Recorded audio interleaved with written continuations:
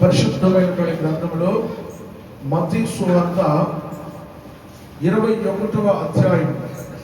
పరిశుద్ధమైన గ్రంథంలో కృత నిబంధన 21వ అధ్యాయము మొదటి నుంచి చదువుకుందాం. తరువాత యెరూషలేములోనికి సమీపించి ఒలీవ చెట్టు కొండ దగ్గర ఉన్న బెత్ఫగేకు వచ్చినప్పుడు యేసు తన శిష్యులలో ఇద్దరిని చూచి, మీ ఎదుటనున్న గ్రామమునకు వెళ్ళండి, వెళ్ళగానే కట్టబడి ఉన్న యొక్క గాడిదయు దానితోనున్న ఒక గాడిద పిల్లయు మీకు కనబడును.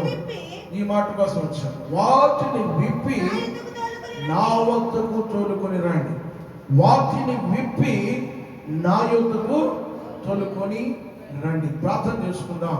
మహాగణుడు అయిన తండ్రి, మహోన్నతుడా, సర్వోన్నతుడా, సర్వాధికారి, సర్వశక్తివంతుడా, నీ అపారమైన ప్రేమను బట్టి వందనములు స్తోత్రములు చెల్లిస్తూ ఉన్నాను. ప్రత్యేకంగా ఈ చదవబడినటువంటి లేఖన భాగాన్ని వివరించగలిగిన జ్ఞానము నాకు దయచేయండి. నన్ను మరుగుపరచండి, మీరు కనిపించండి. నాతో మాతో మా అందరితో మీరు మాట్లాడమని ప్రార్థిస్తూ, ఇంకా రావాల్సిన బిడ్డలు ఉన్నారు, వారిని కూడా తోడుకొని రమ్మని ప్రార్థిస్తూ, దయగలిగినైనా ఈ స్థలమంతా కూడా మీ రక్త ప్రోక్షణ స్థలంలో ప్రోక్షించి వినసొంపు వినబుద్ధి వినగల చెవులు గ్రహించగలిగిన మనసు దయచేయమని నజరేయుడైన యేసుక్రీస్తు నామములో ప్రార్థన చేసి అడిగి వేడుకుంటున్నాము తండ్రి, ఆమేన్. దేవునికి మహిమ కలుగును గాక. హల్లెలూయా. దేవునికి స్తోత్రం. చదవబడినటువంటి లేఖన భాగంలో ఈ మత్తయి సువార్త 21వ అధ్యాయం 2వ వచనంలో మనం జ్ఞాపకం చేసుకుంటే, మీ ఎదుటనున్న గ్రామమునకు వెళ్ళండి, వెళ్ళగానే కట్టబడి ఉన్న యొక్క గాడిదయు దానితోనున్న ఒక గాడిద పిల్లయు మీకు కనబడును. వాటిని విప్పి నా యొద్దకు తోలుకొని రండి, నా యొద్దకు తోలుకొని రండి అని ఇక్కడ లేఖనాలు చదివిస్తూ ఉన్నాయి. అయితే మెట్టుకు ఇక్కడ ఈరోజు మనం జ్ఞాపకం చేసుకున్నట్లయితే యెరూషలేములోనికి ప్రభు అయిన యేసు క్రీస్తు అయిన ప్రవేశిస్తున్నటువంటి దినం ఈ దినం. ఆనాడు 2025 సంవత్సరాల క్రితమైన యెరూషలేములోనికి ప్రవేశించారు.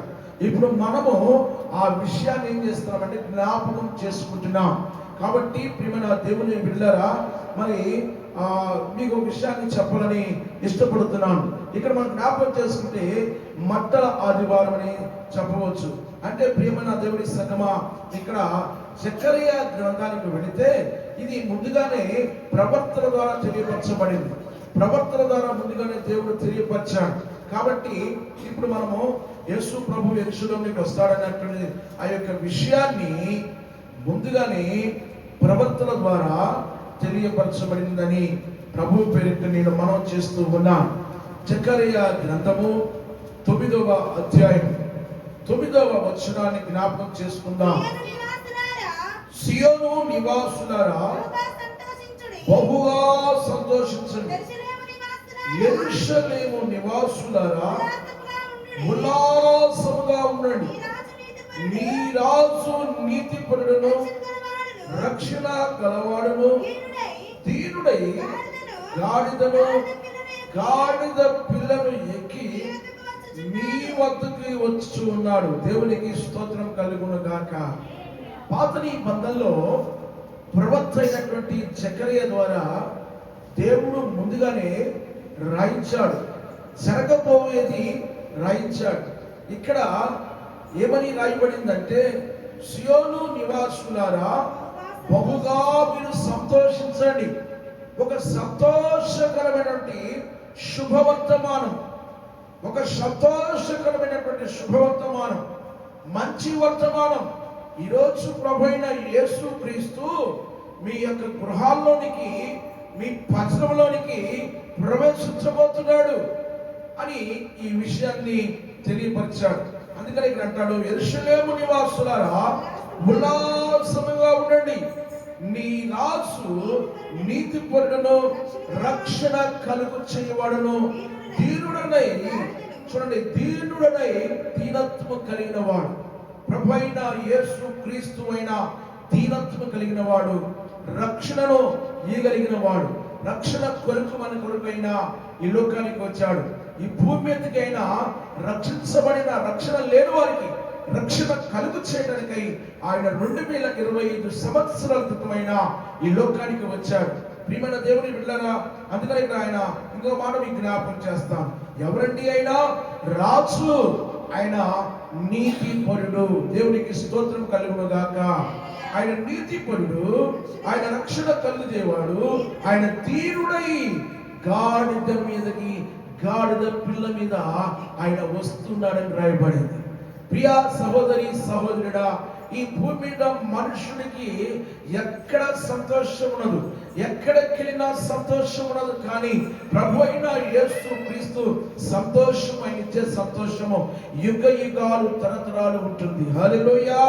ఒక ఆయన ఈ లోకంలో ఉన్నటువంటి సంతోషం కోసము సినిమాకి వెళ్ళాడట.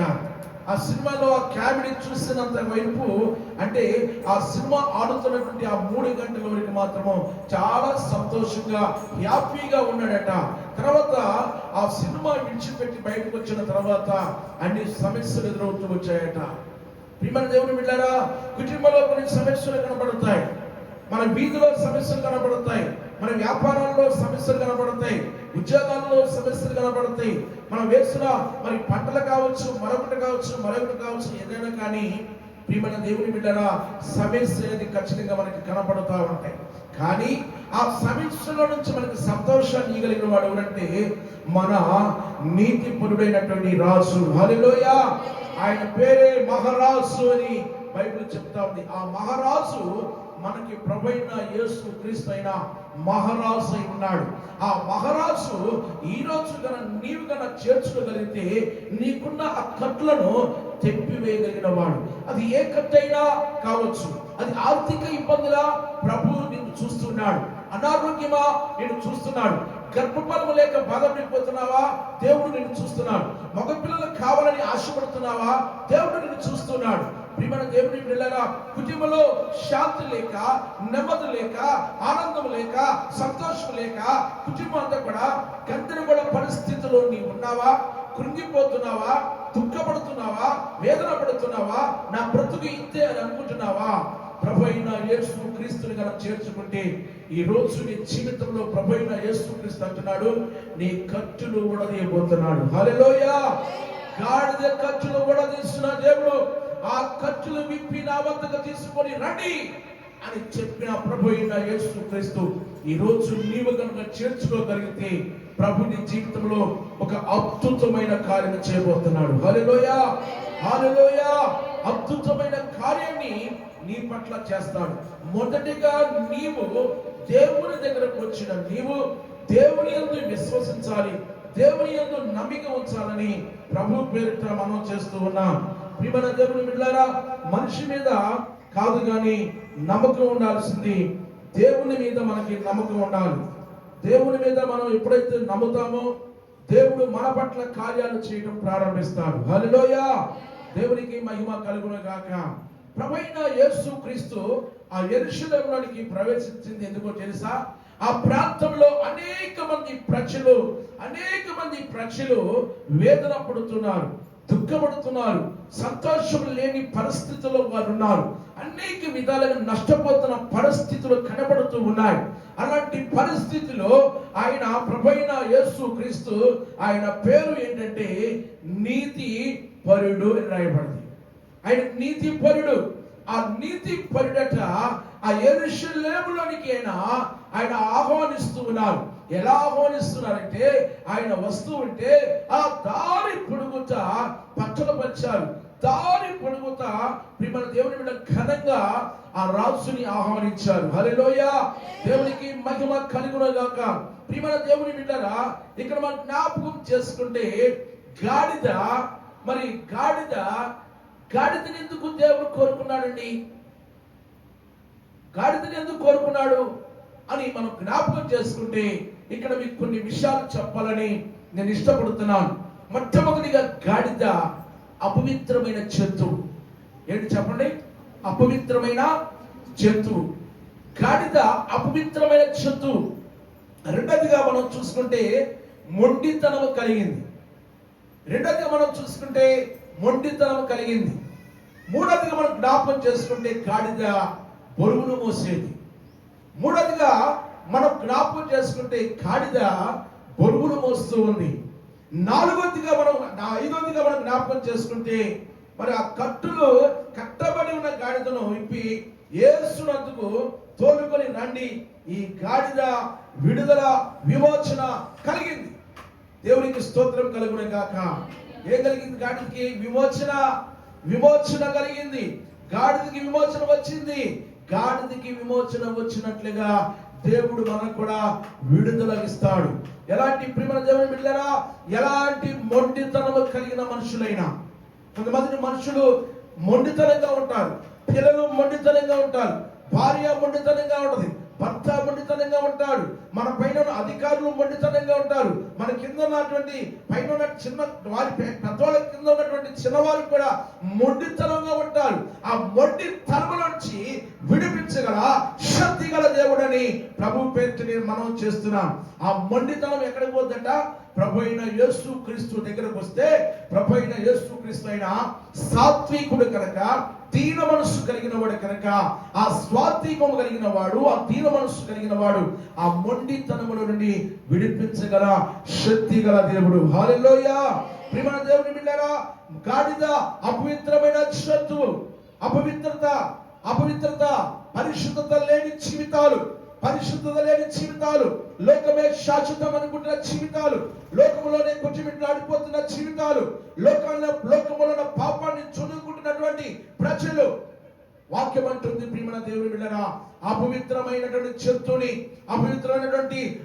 చెట్టుని ఏ విధంగా మరి దేవుడు కోరుకున్నాడో, ఈ రోజు ప్రియమైన దేవుని సంగమా, లోకములో ఉన్న మనుషుల్ని కూడా, పిల్లల్ని కూడా, పెద్దలను కూడా, పురుషులను కూడా, స్త్రీలు కూడా, సమస్తానికి కూడా ఆయన కోరుకుంటున్నాడు. తెలుసా? నీ అపవిత్రత నుంచి విడుదల ఇవ్వాలని, నీవున్న పాపముల నుంచి విడుదలనివ్వాలని, నీవున్నటువంటి ఆ పాపములో కుటుంబిట్లాడిపోతూ నష్టపోతున్నటువంటి మరణానికి దగ్గర అవుతున్న నిన్ను మరణ ఉచ్చుల నుంచి విడిపించడానికి ప్రభు అయిన యేసు క్రీస్తు అయిన గాడిదని కోరుకున్నట్లుగా నిన్ను కోరుకుంటున్నాడయ్యా. అమ్మా బాబు కోరుకుంటున్నాడు. ప్రియా సహోదరుడా ఆయన కోరుకుంటున్నాడండి. ప్రియమైన దేవుని బిడ్డలారా, భార్య ఉండగానే అక్రమ సంబంధాలు, భర్త ఉండగానే అక్రమ సంబంధాలు, కుటుంబంలో శాంతి లేని పరిస్థితి, కుటుంబంలో సమాధానం లేని పరిస్థితి. ప్రియమైన దేవుని బిడ్డలారా, పాపములో జీతము మరణం అని బైబిల్ చెప్తున్న సత్యం. ప్రియమైన దేవుని బిడ్డలారా, ఆ పాపములోనే కుటుంబిట్లాడిపోతూ, ఆ పాపములోనే జీవిస్తూ, ఆ పాపమే నాకు కావాలి అనుకుంటే ఆ మొదట పాపము బాగానే ఉంటుంది. కానీ మొదట చూస్తున్నప్పుడు అది బాగానే ఉండొచ్చు, కానీ అది మరణానికి తీసుకువెళ్తుంది, నష్టానికి తీసుకువెళ్తుంది. అంతేకాదు ప్రియమైన దేవుని బిడ్డలారా, ఆ పాపము ద్వారా కుటుంబంలో ఒకరి పట్ల ఒకరికి నెమ్మది లేని పరిస్థితి, సంతోషం లేని పరిస్థితి, ఆనందం లేని పరిస్థితి. ప్రియ సహోదరుడా, ఆలోచించమని నేను ప్రభు పేరిట మనం చేస్తున్నాం. అపవిత్రమైనటువంటి ఆ గాడిదని దేవుడు కోరుకున్నాడండి. ఎందుకో తెలుసా?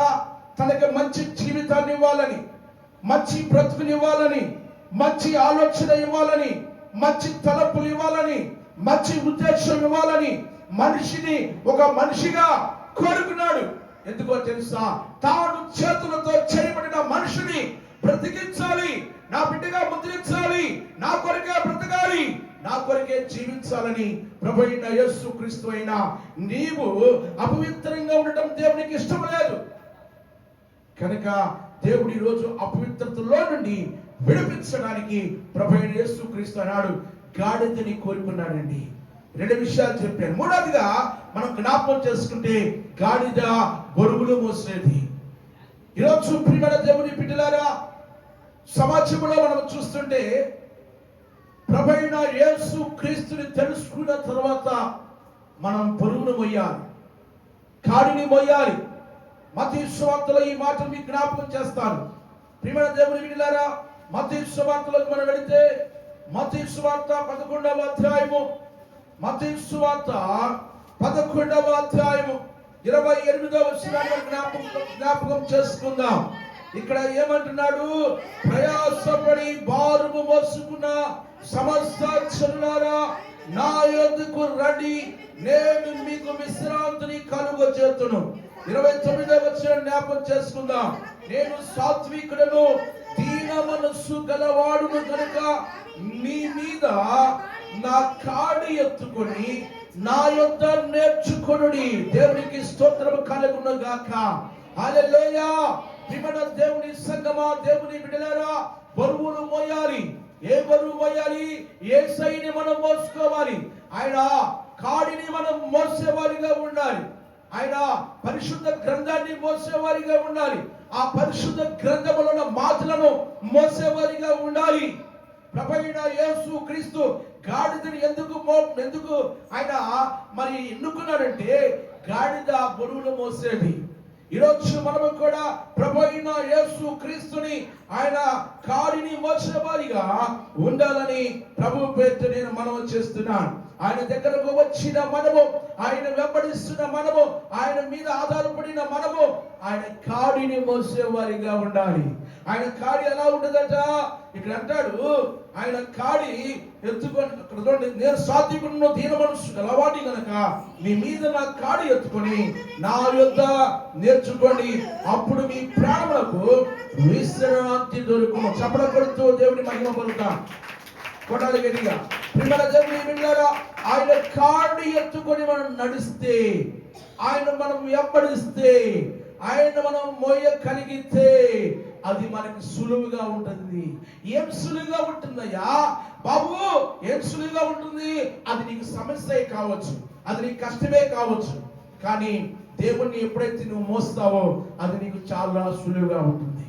అది ఎంత ఆర్థిక అప్పులు కావచ్చు, నీ వెనక అప్పులు కనబడవచ్చు, కానీ ఆ అప్పులన్నీ కూడా నీకు సులువుగా కనబడతాయి. నీకున్న రోగమే కావచ్చు, కానీ అది సులువుగా నీకు కనపడుతుంది. నీ ఇంటిలో కొంచెం భారంగా కనపడవచ్చు, కానీ నీకు దేవుణ్ణి కనుక నువ్వు మోయగలిగితే అది నీకు తేలికగా కనపడుతుంది. Praise the lord. హల్లెలూయా. అది ఏదైనా కావచ్చు, దేవుని దృష్టిలో చాలా సులువుగా కనపడుతుంది, చాలా సులువుగా మనకు కనపడుతుంది. కాబట్టి ప్రియమైన దేవుని బిడ్డలారా, మనం ఏం మోయాలట చెప్పండి? ఏం మోయాలి? ఆయన కాడిని మోసేవారిగా ఉండాలి.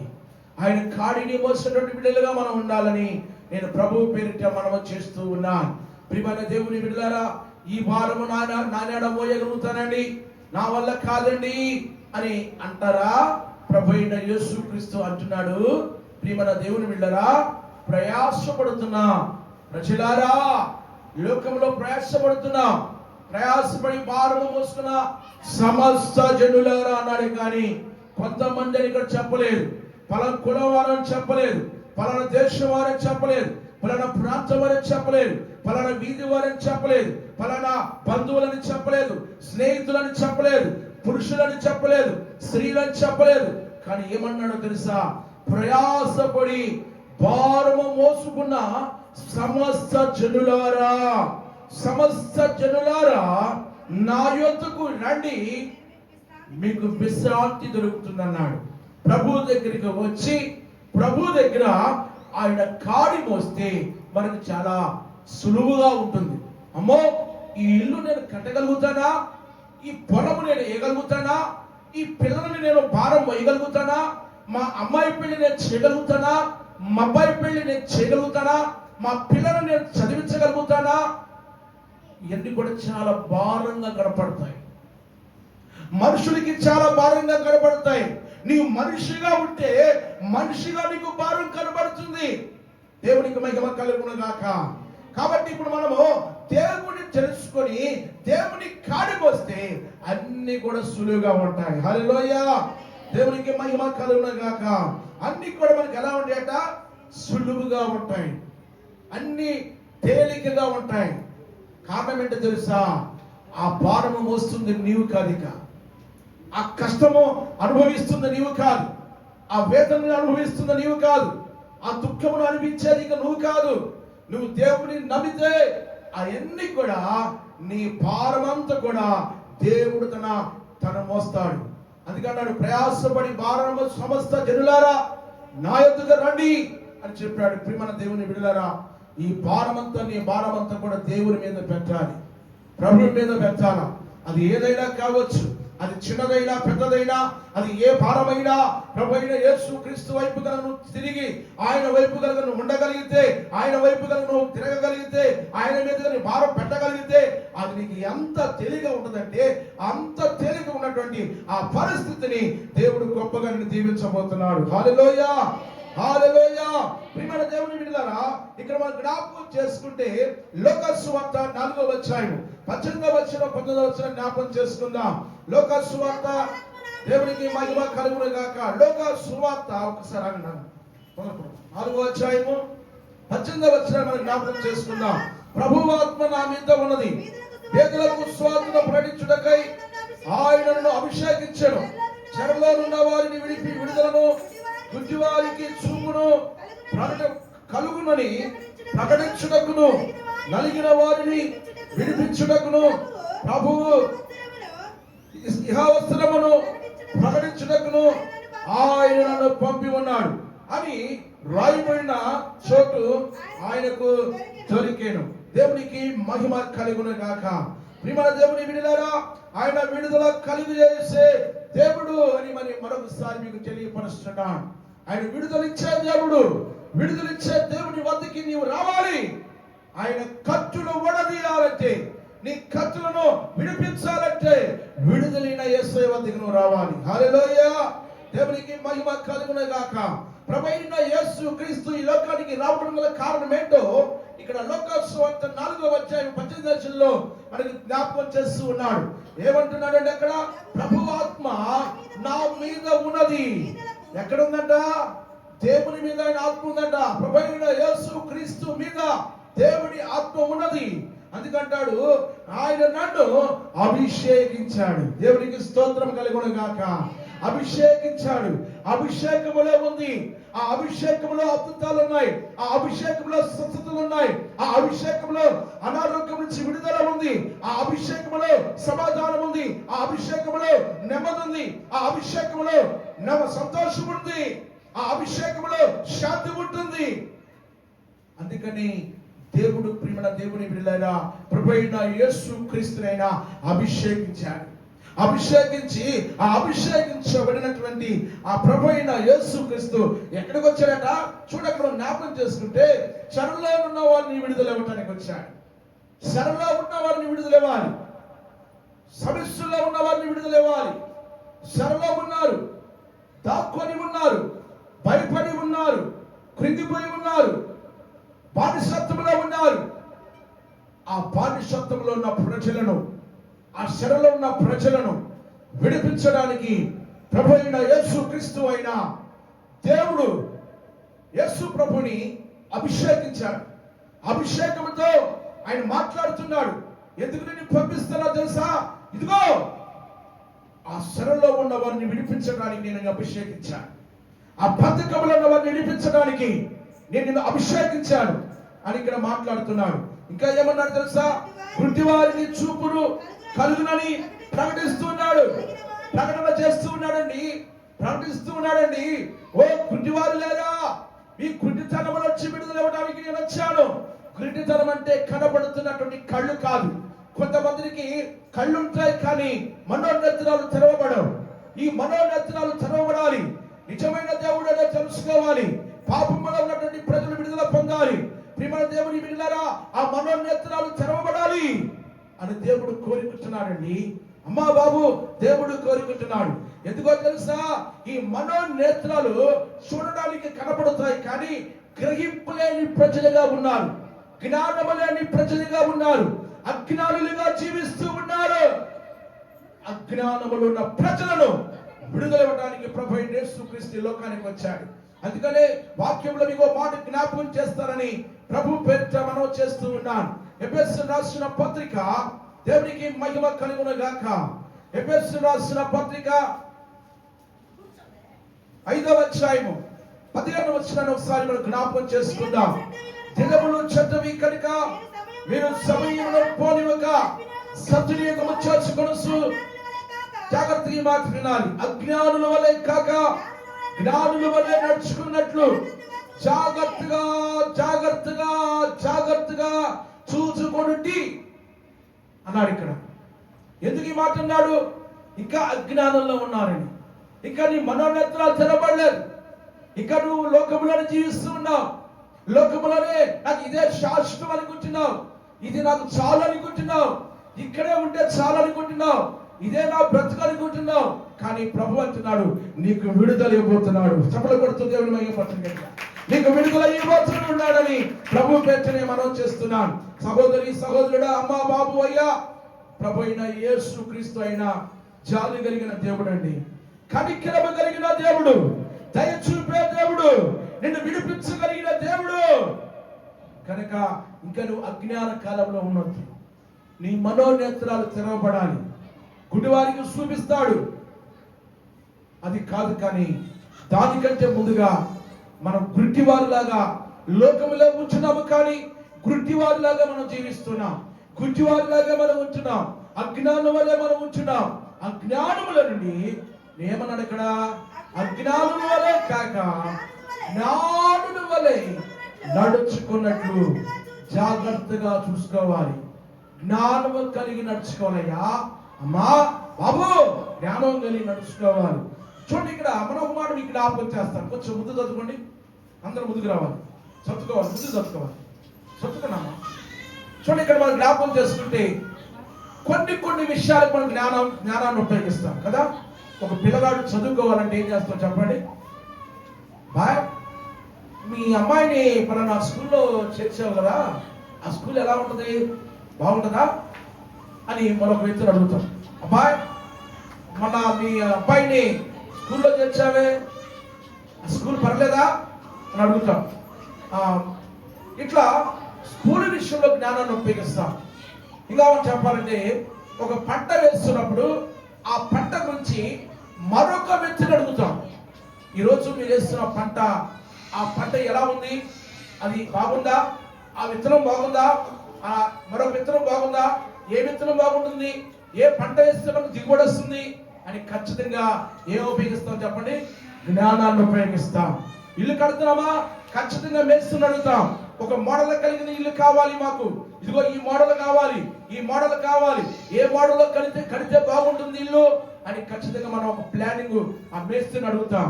అంటే ఈ లోక సంబంధమైన విషయాలకు మాత్రము జ్ఞానాన్ని ఉపయోగిస్తున్నాము. కానీ మనిషి చనిపోయిన తర్వాత ఎక్కడికి వెళ్ళాలి అనేది మనం ఉపయోగించాలి, తెలుసుకోవాలి, జ్ఞానాన్ని ఉపయోగించాలి, తెలివిని ఉపయోగించాలి, గ్రహింపులోనికి రావాలి.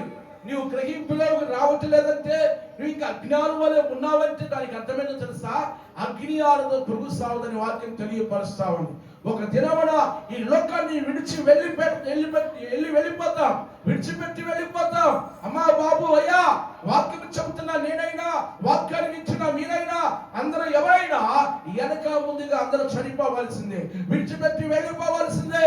వెళ్ళిపోక ముందే ప్రభు అయిన యేసు క్రీస్తుని తెలుసుకొని ఉండాలని ప్రభు పేరుని మనం చేస్తున్నాం. అందుకే అంటాడు అక్కడ, అజ్ఞానుల వలె కాక జ్ఞానము కలిగి నడుచుకొని అన్నాడు. జ్ఞానము కలిగి నడుచుకోవాలి. ఆయన గుడ్డివారికి చూపిస్తాడు, చూపు నీకుండే వాడు చూపిస్తాడు. ఈ కలిగిన వాడు దారి పొడుగుతున్న వెళ్తుండగా రోడ్డు ప్రక్కనే కూర్చున్నటువంటి గుడ్డివారికి వారిని కనికరం చూపించాడు, వారికి చూపునిచ్చాడు. ప్రియమైన దేవుని బిడ్డలారా, దానికంటే కూడా ఆధ్యాత్మికంగా మనం గుడ్డివారిగా ఉండకూడదు, గుడ్డివారిగా నడవకూడదు, గుడ్డివారిగా మనం జీవించకూడదు, గుడ్డివారిగా మనం అన్ని విషయాల్లో ఉండకూడదు అని ప్రభు పేరునే మనం చేస్తున్నాం. ఇక్కడ మనం జ్ఞాపకం చేసుకుంటే, ప్రకటించును, నలిగిన వారికి విడిపించుటకును, ప్రభు యుద్ధవత్సరమును ప్రకటించుటకును ఆయన నన్ను పంపి ఉన్నాడు. దేవునికి స్తోత్రం కలుగును గాక. హల్లెలూయా. ప్రియమైన దేవుని బిడ్డలారా, ప్రభు అయిన యేసు క్రీస్తు అయిన మరి ఆ యేసు క్రీస్తుని తన తండ్రి పంపించాడు కనుక అభిషేకించి పంపించాడు. కనుక ఈరోజు వాక్యం ఇచ్చిన ప్రియులారా, ఆ యెరూషలేములోనికి ఎంత సంతోషంగా ఆయన ఆహ్వానించుకున్నారంటే, ఈరోజు మనం కూడా సంతోషంగా యేసయ్యని ఆహ్వానించుకోవాలి. ఇంకా ఇంతవరకు నేను యేసయ్యని ఆహ్వానించుకోలేదండి, నా హృదయంలోనికి యేసయ్యని చేర్చుకోలేదండి ఇంతవరకు. అది ఏదో మందిరానికి వస్తున్నానండి, ప్రార్థనకి అయితే వస్తున్నాను, కానీ యేసయ్యని చేర్చుకోలేదండి. ప్రభువు నీతోనే మాట్లాడుతున్నాడు. ఈరోజు నా యేసయ్యకి స్థానమే. యేసును చేర్చుకో, జీవితాన్ని మారుస్తాడు, మన బ్రతుకులు మారుస్తాడు, మన కుటుంబాన్ని కడతాడు, కుటుంబంలో ఆశీర్వదిస్తాడు, దీవిస్తాడు, కుటుంబం అంతటిని అన్ని విషయాలలో కూడా వర్ధలింప చేస్తాడు. కాబట్టి ప్రియమైన దేవుని బిడ్డలారా, మనం యేసయ్యని చేర్చుకునే వారిగా ఉండాలని ప్రభు పేరునే మనం చేస్తున్నాం.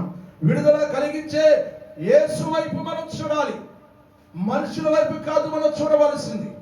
విడుదల ఇవ్వగలిగిన ప్రభు అయిన యేసు క్రీస్తు వైపు మనం తిరగలిగితే, చూడగలిగితే, ఆయన చూపు నీ మీద ఉంటుంది, ఆయన దయ నీ మీద ఉంటుంది, ఆయన కనికరం నీ మీద ఉంటుంది, ఆయన చాలి నీ మీద ఉంటుంది, ఆయన ప్రేమ నీ మీద ఉంటుంది. కాబట్టి ఆయన వైపు నువ్వు చూడాలని నేను ప్రభు పేరునే మనం చేస్తున్నా. ఇక్కడ కొన్ని విషయాలు విడుదల అనే మాట మీద త్వరగా సమయాన్ని బట్టి నేను మీకు చెప్తాను, సమయాన్ని బట్టి చెప్తాను. ఒకసారి 107వ కీర్తనకారుడు రాసినటువంటి 107వ అధ్యాయంలోనికి మనం వెళదాం. ఈ 107వ అధ్యాయంలో మనం జ్ఞాపకం చేసుకుంటే, ఇక్కడ ఇశ్రాయేలు ప్రజలు ఐగుప్తు దేశంలో నుండి అరణ్య ప్రాంతంలో వారు ప్రయాణిస్తున్నటువంటి దినాల్లో, ఆ దినాల్లో వారిని దేవుడు విడిపించాడు అని ఇక్కడ కొన్ని విషయాలు జ్ఞాపకం చేస్తాను. రండి త్వరగా చూద్దాం. 107వ అధ్యాయం, కీర్తనకారుడు రాసిన 107వ అధ్యాయము 13వ వచనాలను జ్ఞాపకం చేసుకుందాం. జాగ్రత్తగా ఈ మాటలు వినాలి. కష్టకాలమందు వారు యెహోవాకు మొరపెట్టిరి, ఆయన వారి ఆపదల్లో నుండి వారిని విడిపించెను, వారి కట్టులను తెప్పెను. దేవునికి స్తోత్రం కలుగును గాక. చెప్పండి గట్టిగా హల్లెలూయా, హల్లెలూయా. ఎవరి కట్లు తెచ్చాడు ఇక్కడ చూడండి, ఇశ్రాయేలు ప్రజల కట్లు తెచ్చేశాడు. ఎక్కడ ఉన్నారు వారు అని మనం జ్ఞాపకం చేసుకుంటే, వారు ఆపదలో ఉన్నారు. ఆపదలో ఉన్నటువంటి వారిని, కష్టకాలంలో ఉన్నటువంటి వారికి విడుదల ఇచ్చాడండి. దేవునికి స్తోత్రం కలుగును గాక. విడుదల ఇవ్వటమే కాదు, అక్కడ ఏమన్నాడు, వారి కట్లను తెప్పివేశాడు. ఈరోజు నీ కట్లు కూడా, ఏ కట్లు నీ దగ్గర ఉన్నాయో ఆ కట్లు తెప్పివేయడానికి ప్రభు అయిన యేసుక్రీస్తు అయినా నీతో సూటిగా మాట్లాడుతూ ఉన్నాడు. రెండవదిగా మనం జ్ఞాపకం చేసుకుంటే 34వ అధ్యాయంలోకి మనం వెళదాం. కీర్తనకారుడు రాసిన 34వ అధ్యాయం 4వ వచనాన్ని జ్ఞాపకం చేసుకుందాం. నేను యెహోవా యొద్ద విచారణ చేయగా ఆయన నాకు ఉత్తరం ఇచ్చెను, నాకు కలిగిన భయములన్నిటి నుండి ఆయనను తప్పించెను. దేవునికి స్తోత్రం కలుగును గాక. ఏ విషయంలో చెప్పండి. ఇక్కడ భయం, మనుషునికి భయం. మనుషులకి ఏముందట? భయం ఉంది. ప్రజలకి ఏముందట? భయం ఉంది. ప్రియమైన దేవుని బిడ్డలారా, ఈనాడు జనులు భయపడిపోతున్నటువంటి పరిస్థితులు, ఏమైందో, ఏమవుతుందో, ఏం జరగబోతుందో అన్న భయం మనుషుల్లో చాలా విధాలుగా భయపడిపోతున్నటువంటి ప్రజలు కనపడుతున్నటువంటి పరిస్థితులు కనపడుతూ ఉన్నాయి. ఏ ఇంట్లో చూసినా ఏదో ఒక భయం మనిషిని వెంటాడుతుంది. కానీ ప్రభు అయిన యేసు క్రీస్తు అంటున్నాడు ఇక్కడ, నా ప్రియమైన దేవుని బిడ్డలారా, దావీదో ప్రియమైన దేవుని బిడ్డలారా, భయము అన్నిటి నుండి ఆయనను తప్పించాడని దావీదు చెబుతున్నాడు. ఇక్కడ దావీదు అంటున్నాడు, నేను యెహోవా యొద్ద విచారణ చేయగా దేవుడు నాకు ఉత్తరం ఇచ్చాడు, నాకు జవాబిచ్చాడు, నా భయములన్నిటి నుండి ఆయనను తప్పించాడని వాక్యం తెలియపరుస్తా ఉంది. దేవుడు ఎప్పుడు మన భయాన్ని తీసివేస్తాడంటే, ప్రభు సన్నిధికి వచ్చి, ప్రభువా నీవు భయాన్ని తీసివేయగలిగిన వాడివి నీవే అని మనమక్కడగా దేవుడి సన్నిధిలో ప్రార్థన చేయగలిగితే, ప్రభు అది ఏ భయమైనా విడిపించగల శక్తి గల దేవుడని ప్రభు పేరునే మనం చేస్తూ ఉన్నాం. హల్లెలూయా. దేవునికి మహిమ కలుగును గాక. నాటి మూడవ విషయాన్ని జ్ఞాపకం చేసుకుందాం. రోమీయులకు రాస్తున్నటువంటి పత్రిక రోమా పత్రికలోకి మనం వెళదాం. రోమా పత్రికలో మనం జ్ఞాపకం చేసుకుంటే రోమా పత్రిక 8వ అధ్యాయం, రోమా పత్రిక 8వ అధ్యాయము 2వ వచనాన్ని మనం జ్ఞాపకం చేసుకుందాం. ఏ క్రీస్తు యేసునందు జీవమునిచ్చు ఆత్మ యొక్క నియమము పాప మరణములను నియమము నుండి నన్ను విడిపించెను. దేవునికి స్తోత్రం కలుగును గాక. పాప శాపము నుండి ఆయన విడిపిస్తాడు. పాపమనే శాపము నుండి విడిపించగల శక్తి గల దేవుడు. కాబట్టి ఆ పాపం అనే శాపము నుండి మనం విడుదల పొందాలి.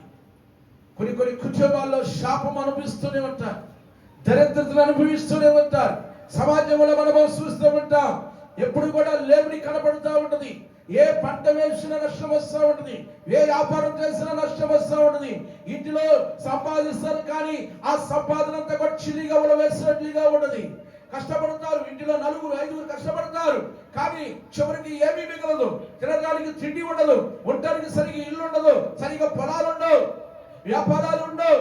ఏది చూడుకున్నా, ఏది పట్టుకున్నా, ఏది చేయాలనుకున్నా ఆ ఇంటిలో ప్రియమైన దేవుని విడలేరా ఏమన్నదంటే ఆ శాపం అనేది వెంటాడుతూ ఉంటది. అందుకనే ప్రభువైన యేసుక్రీస్తు దగ్గరకు వచ్చి, అయ్యా నా శాపముని కొట్టివేయి ప్రభువా, నా పాపముని కొట్టివేయి ప్రభువా, అయ్యా నాటిని తొలగించు. పాపం ద్వారా శాపం వస్తుంది. ఏ వ్యక్తి అయితే పాపాన్ని చదువుకుంటూ ప్రపంచంలో ఉంటాడో, పాపాన్ని చదువుకుంటూ పాపమే నాకు శాశ్వతమని అనుకుంటూ ఉంటాడు, ఆ పాపము ద్వారా ఇంటిలోనికి శాపం ప్రవేశిస్తా ఉంది. కాబట్టి ఆ శాపాన్ని విడిపించగలిగిన వాడు, ఆ శాపముని కొట్టివేయగలిగిన వాడు, ఆ శాపమును దూరపరచగలిగిన వాడు, ఆ శాపమును ఎన్నటికి ఇంటిలోనికి రాకుండా చేయగలిగిన వాడు ప్రభువైన యేసుక్రీస్తు ఒక్కడే. హల్లెలూయా. దేవునికి మహిమ కలుగును గాక. నాటి త్వరగా ఇంకొక విషయాలు జ్ఞాపకం చేస్తాను. కీర్తనాకారుడు 71వ అధ్యాయంలోనికి మనం వెళితే 71వ అధ్యాయంలోకి మనం వెళదాం. దేవునికి మహిమ కలుగును గాక. 71వ అధ్యాయం కీర్తనాకారుడు రాసిన 71వ అధ్యాయము 4వ వచనాన్ని కూడా ఒకసారి జ్ఞాపకం చేసుకుందాం. ఏమంటాడండి? నా దేవా, భక్తిహీనుల చేతుల్లో నుండి నన్ను రక్షించుము, కీడు చేయవారి పట్టణములో నుండి, పట్టులో నుండి, బలత్కారుని పట్టులో నుండి నన్ను విడిపించమంటాడు. ఇక్కడ మనం జ్ఞాపకం చేసుకుంటే కీడు చేయు వారి చేతిలో నుండి నన్ను విడిపించాయా. కీడు చేసేవారు అంటారు, నీతో బాగానే ఉన్నట్టుంటారు, బాగానే నీతో మాట్లాడతారు, మంచిగానే నీతో మాట్లాడతారు, కానీ లోపల మాత్రము కీడు చేసే ఆ ఆలోచన వారిలో ఉంటది. నేను ఏ విధంగా నష్టపరచాలి, ఈ కుటుంబాన్ని ఏ విధంగా పాడు చేయాలి, ఈ అమ్మాయిని ఏ విధంగా పాడు చేయాలి, ఈ అబ్బాయిని ఏ విధంగా పాడు చేయాలి, ఈ కుటుంబాన్ని మనం ఎక్కిరానియకూడదు, ఈ కుటుంబాన్ని నాశనం చేయాలి, ఈ కుటుంబాన్ని కీడు చేయాలి, ఈ కుటుంబాన్ని పతనం చేయాలి, ఈ కుటుంబాన్ని మనము మనకంటే తక్కువ చేయాలి. కీడు చేసేవారు ఉంటారు. నీ తెలియకుండా నీ ప్రక్కనే ఉంటారు, నీ తెలియకుండా నీ బంధువులే ఉంటారు, నీ తెలియకుండా నీ స్నేహితులే ఉంటారు, నీ తెలియకుండానే నీ తోబుట్టు వారిలో ఉంటారు, నీ తెలియకుండానే నీ ఇరుగు పొరుగు వారిలో ఉంటారు. ఎవరంటే వీళ్ళు కీడు చేసేవాడు. పైకి బాగానే ఉంటారు కానీ ప్రియమైన దేవుని బిడ్డరా కీడు చేసేవారు ఉంటారు. కానీ ప్రభువైన యేసుక్రీస్తు దగ్గరకు వచ్చి ఏం చేయాలంటే మనము ఆ కీడు చేసే వారి కొరకు ఏం చేయాలి? మనము ప్రార్థన చేయాలి. దేవుని సన్నిధిలో ప్రియమైన దేవుని బిడ్డలారా మనం ఎప్పుడైతే ప్రార్థన చేస్తామో ఆ ప్రార్థన ద్వారా దేవుడు మనల్ని ఏం చేస్తాడట? ఆ భక్తిహీనుల చేతిలో నుండి మనల్ని విడిపిస్తాడు. హల్లెలూయా. దేవునికి మహిమ కలుగును గాక. ఈ కీడు చేయవారు ఎవరు అంటే భక్తిహీనులు. భక్తిహీనులయ్యా, అమ్మా బాబు, భక్తిహీనులు వీళ్ళు. నష్టపరచాలనే వాళ్ళు, కీడు చేయాలనుకునే వాళ్ళు, పాడు చేయాలనుకునే వాళ్ళు. ప్రియమైన దేవుని బిడ్డరా ఎన్నో విధాలుగా నేను నాశనం చేయాలని కోరుకుంటారు, ఎన్నో విధాలుగా నేను పతనం చేయాలని కోరుకుంటారు. కనుక కీడు చేసే వారిని విడిపించగల శక్తి గల దేవుడు ప్రభువైన యేసుక్రీస్తు ఒక్కడే. ఆయన పేరే నజరేయుడైన ఆయన ఒక్కడిని విడిపించగలిగిన వాడు, విడుదల ఇవ్వగలిగిన వాడు, మోక్షమును ఇవ్వగలిగిన వాడు. కాబట్టి ఆయన దగ్గరికి మనం రావాలి.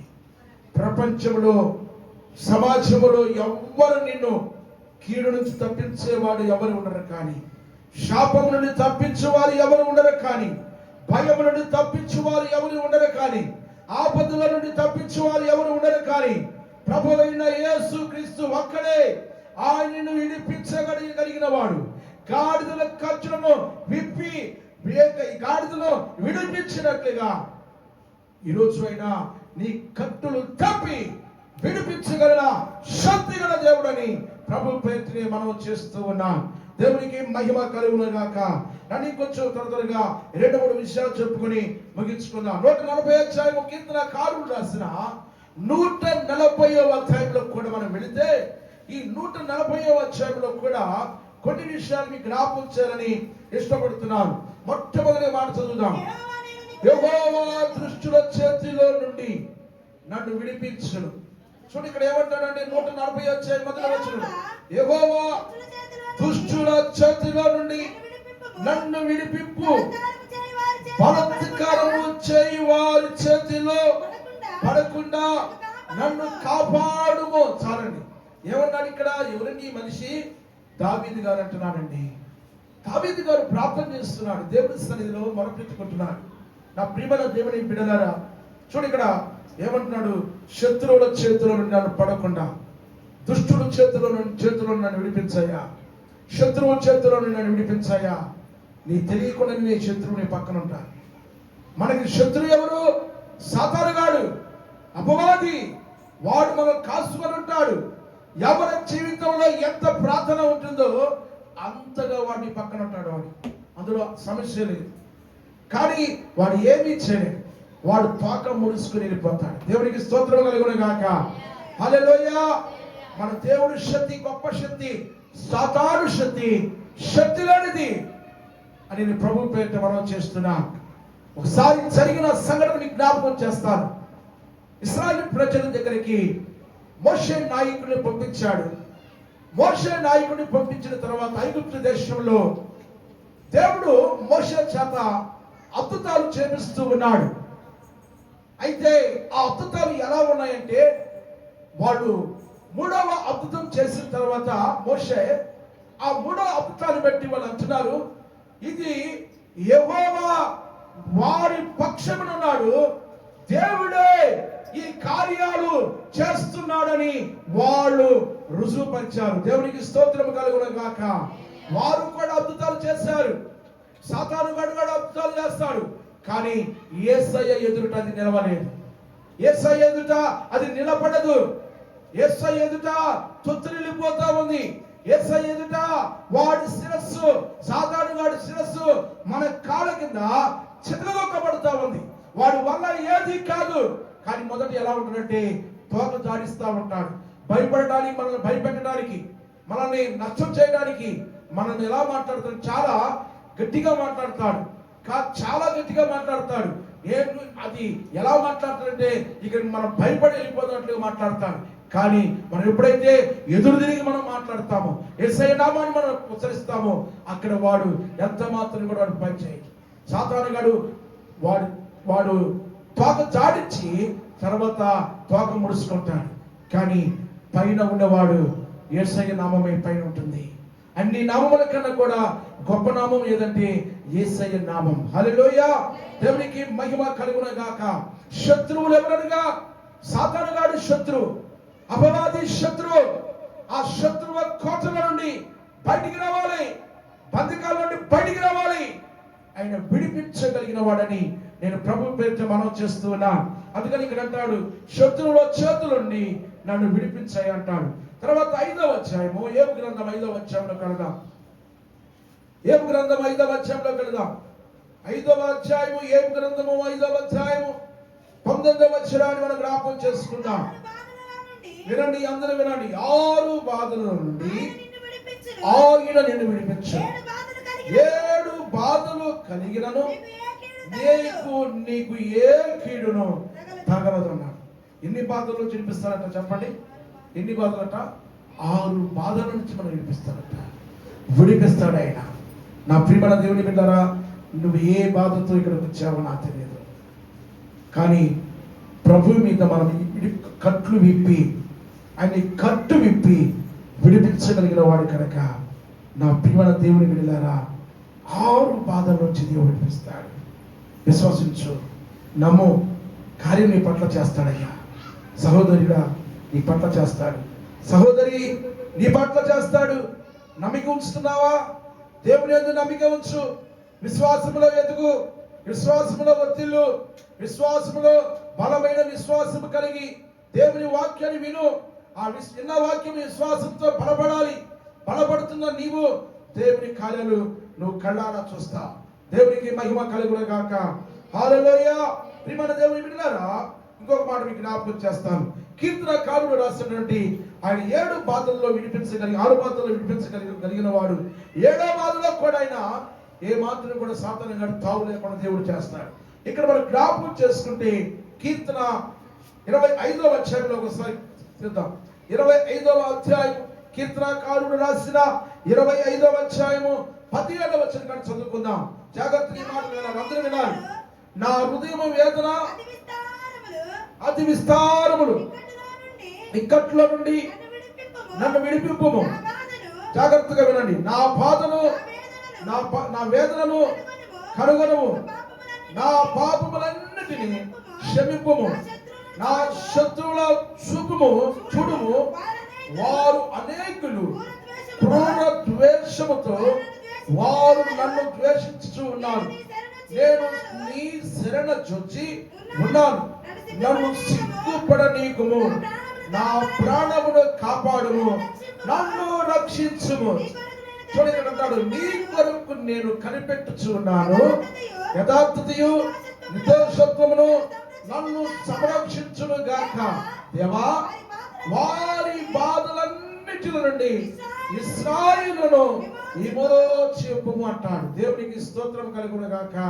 ప్రియమైన దేవుని బిడ్డలారా, చూడండి ఇక్కడ చదవబడినటువంటి లేఖన భాగాల్లో ఎన్ని రాయించాడు అంటే బాధలన్నిటిలో విడిపించమంటున్నాడు. బాధలన్నిటిలోంచి విడిపించమని దావీదు ఇక్కడ తెలియపరుస్తూ ఉన్నాడు. నా ప్రియ సహోదరి సహోదరుడా, మొదటిగా ఆపదల్లో నుండి విడిపించేవాడు. 1 గుర్తుపెట్టుకోండి. 2వది భయముల నుండి విడిపించేవాడు. 3వది పాప శాపం నుండి విడిపించగలిగిన వాడు. 4వది కీడు చేయవారి చేతులను విడిపించగలిగిన వాడు. 5వది శత్రువుల చేతులను విడిపించగలిగిన వాడు. 6వది 6 బాధల నుండి విడిపించగలిగిన వాడు. 7వది బాధలన్నిటి నుండి విడిపించగలిగిన వాడు. కాబట్టి ప్రియమైన దేవుని బిడ్డలారా, ఈ రోజు ఈ మాటలు విన్న ప్రియ సహోదరి సహోదరుడా, ఆనాడు గాడిద కట్టును విప్పి విడిపించిన దేవుడు ఈ రోజు కూడా నీ కట్టులను విప్పి విడిపించగల శక్తి గల దేవుడని ప్రభు పేరుతోనే మనం చేస్తూ ఉన్నాం. కాబట్టి చివరిగా ఇంకో మాట చెప్పి నేను ముగిస్తాను. ఒకసారి యాకోబు రాసిన పత్రిక 4వ అధ్యాయము 6వ వచనాన్ని జ్ఞాపకం చేసుకుందాం. అక్కడ ఏమన్నాడు? దేవుని వద్దకు రండి, అప్పుడు ఆయన మీ వద్దకు వస్తాడని చెప్పాడు. మనం దేవుని వద్దకు రాకుండా విడుదల పొందలేం. దేవుని వద్దకు రాకుండా కట్లు ఊడదీయలేం. దేవుడు ఊడదీయడు, విడుదల రాదు. మనము సాటుకు వెళ్తాం, మనకు అది అవసరమైంది షాప్ దగ్గరికి వెళ్తాం, షాప్ దగ్గరికి వెళ్ళి మనం తెచ్చుకుంటాం. ఏ వస్తువులు అవసరమైతే ఆ వస్తువులు అక్కడికి వెళ్తాం. ఏ మెటీరియల్ కావాలో ఆ మెటీరియల్ దగ్గరికి వెళ్తాం. అలాగే ప్రభు అయిన యేసుక్రీస్తు మనం ఎప్పుడైతే యేసయ్య దగ్గరికి వస్తామో ఆయన మన పట్ల విడుదల వీయగలిగిన వాడు, విడిపించగలిగిన వాడని ప్రభు పేట మనం చేస్తూ ఈ మాటలు మనం చేస్తున్నా. అందుకని ప్రభు అయిన యేసుక్రీస్తు అయినా గుర్రం మీద రాలేదు. గుర్రము దేనికి స్వాదర్శంగా ఉందంటే యుద్ధానికి స్వాదర్శంగా ఉంది. యుద్ధము చేయడానికి రాలేదు. ఆయన యుద్ధము చేయడానికి రాలేదు, కానీ గాడిద మీద వచ్చాడు. ఎందుకో తెలుసా? ప్రపంచంలో ఉన్నటువంటి మనుషులందరికీ సమాధానాన్ని ఇవ్వడానికి, సంతోషాన్ని ఇవ్వడానికి, నెమ్మదిని ఇవ్వడానికి ఆయన గాడిద మీద వచ్చాడండి. కాబట్టి ప్రేమ సహోదరి సహోదరుడా, ఈరోజు మీరు ఏ పరిస్థితుల్లో ఉన్నారో నాకు తెలియదు, కానీ అందరూ కూడా ఒక్కసారి తల్ల వంచండి. తల్ల వంచి ఒక్కసారి మనం జ్ఞాపకం చేసుకుందాం. ఏ కట్టులో నీవు ఉన్నావో ఒక్కసారి ప్రార్థన చేద్దాం. కళ్ళు మూసుకుంటే అందరూ కూడా, నువ్వు నా సమస్యలు ఉన్నాయా, నా కుటుంబంలో సమస్య కొరకు ప్రార్థన చేద్దాం. విడిపించాయా?